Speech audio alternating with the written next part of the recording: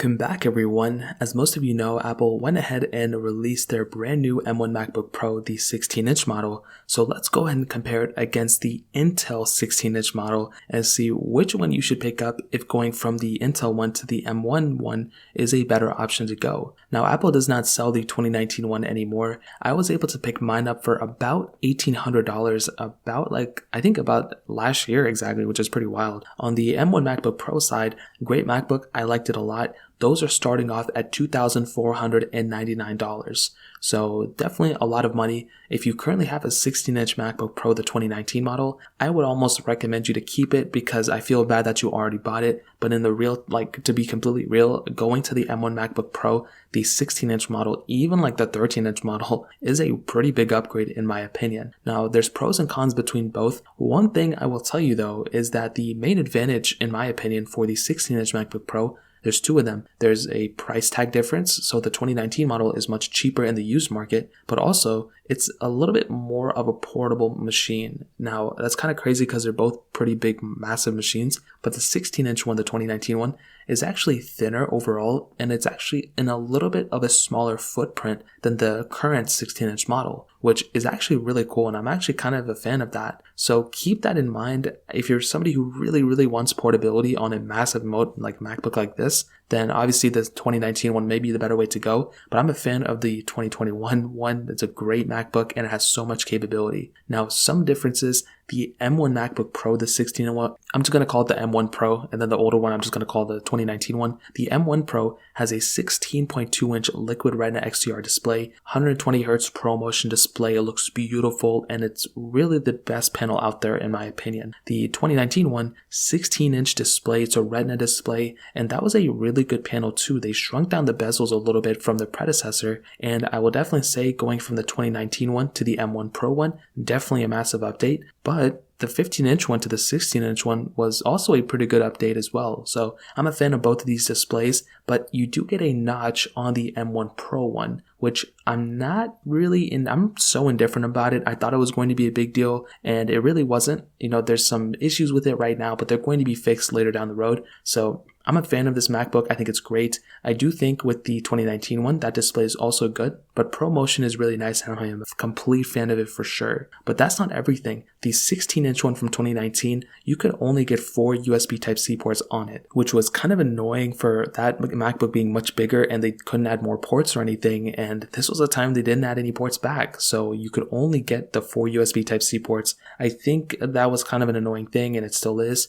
But Apple went ahead with the M1 Pro, the new 16-inch and 14-inch ones. They added extra ports onto it. So you lose a USB Type-C port coming from a 16-inch one, which I don't even care about too much, but you gain the MagSafe charger, an HDMI port, and also an SD card slot on this MacBook, which is insane. So you have an insane amount of I/O that you can put here without even using a dongle. And that's my main thing. I didn't want to bring a dongle with me every single place I went. And with this MacBook, you don't have to, unless you're plugging in some other crazier stuff. For the standard things that I use my MacBook for, I don't have to use a dongle for it, which is amazing. So I'm going to tell you, if you're somebody who hates using dongles and your workflow requires you to use an HDMI port, but more so an SD card slot, going up to the M1 Pro model may actually end up fixing it for you. So that's something to keep in mind. Again, you gain a little bit of thickness, but that is a pretty big difference between the two if I'm going to be completely honest. Now, opening them up, besides the display, internally there's also a little bit of a difference. So they both have, magic trackpads and magic keyboards, which is okay, whatever. But they also have a little bit of a different chipset inside of them. So with the 16-inch from 2019, that had those Intel chipsets inside, which were still powerful, they were great, but there comes a time where Apple had to go ahead and actually made their own silicon chips, and they did that last year, and now they went ahead and improved it even more. So now the M1 MacBook Pros have the M1 Pro chipset or the M1 Max chipset that you could choose from. So to give you some numbers from Apple's own website, right, for my performance, they both are very fast performing machines, but from Apple's own website, you can get up to 8 cores on the CPU for the 2019 one. You can get up to the AMD Radeon Pro 5600mm GPU, whatever this one is, it's probably a really good one. And you can get up to 64 gigs of RAM and up to 8 terabytes of storage on that 16-inch MacBook. Now on the M1 Pro model, you can get a 10-core CPU, up to 10 cores. You can get up to 32 cores on the GPU, which is amazing. You can also get up to 64 gigs of unified memory, the RAM, and you can also get up to 8 terabytes of storage. So when you're comparing these two models,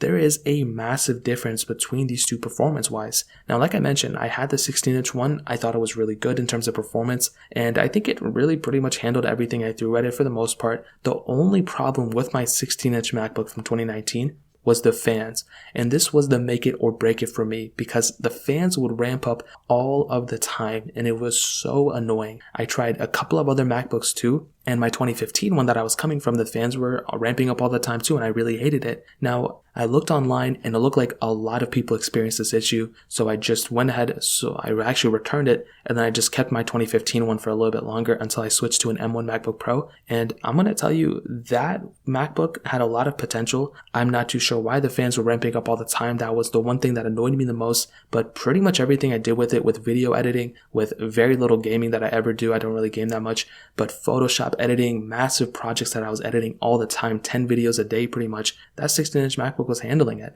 Now with the 16-inch now, the 2021 one, the biggest difference I can tell, first of all, ProMotion display, so everything feels much smoother. But for my workflow, the fans do not ramp up all of the time. You know, even with my M1 MacBook Pro, the 13-inch one from last year, this one, the fans are very rarely ever ramping up. And even now, my MacBook is completely cold and I'm recording on it. And I've been editing videos on this thing all day and it's not cold and it's super cold and fans aren't ramping up, which is nice. The battery life is still at 50%, which is perfect. So when it comes down to the performance side, the M1 MacBook Pro is definitely going to do you much better, and it's going to be an overall smoother machine. And on top of that, it's going to be lasting you longer because Apple is probably going to support these chipsets for a much longer period of time than they're going to be supporting the Intel chipsets. So keep in mind the 2019 one, Intel chip based, the M1 MacBook Pro now are the M1 Apple Silicon chip based. So definitely keep that in mind, biggest difference. But also another massive difference between them, besides the touch bar being removed, is actually with the battery life. The 16-inch 2019 model apparently didn't have that great battery life, which is pretty astonishing to me. I didn't even know that. And from Apple's own website, again, numbers and everything lie. Apple probably spent so much time. They want these things to be the best case scenarios. The 16-inch 2019 one had 11 hours of battery life. On the new MacBook Pro, the M1 Pro model, they claim that it's 21 hours of battery life, up to 21 hours. So based on their own mouth, you're getting an additional almost twice the amount of battery life on a new 16-inch M1 MacBook Pro than the older Intel-based 16-inch MacBook. So even just off that one thing alone, in my opinion, it's pretty much worth upgrading from that older 16-inch one to this specific model. So I'm going to be honest, like I mentioned, if you're somebody in the market and you want to, you're trying to figure out if it's worth going up to that next MacBook, if you think it's worth it, this and that, just based off this, I'm going to be completely honest. I truly do think going up to the M1 MacBook Pro, the 16-inch model, is a very smart decision. From what I see, from what I've heard, it can really do anything. And that's the massive thing. That's the biggest thing to keep in mind. When you get a MacBook like this, you want it to be able to handle anything you throw at it. And I'm going to be honest, this MacBook, from what I've seen, from what I've heard, it does seem like it can handle everything you throw at it. And that's the biggest thing to keep in mind. I don't want a MacBook that I can pick up today and is already having issues. And I'm not saying that the 16-inch one, is that. But I'm saying that the latest 16-inch model is definitely going to be perfect in my opinion, and I would highly recommend you to pick it up for sure. So in terms of that covers it up there. If you guys have any other questions or anything like that, let me know in the comment section below. Hit the like button, that would mean so much, but definitely hit that subscribe button. More importantly than everything else, I love every single one of you guys. Hopefully I'll catch you guys in the next video. Peace out till then.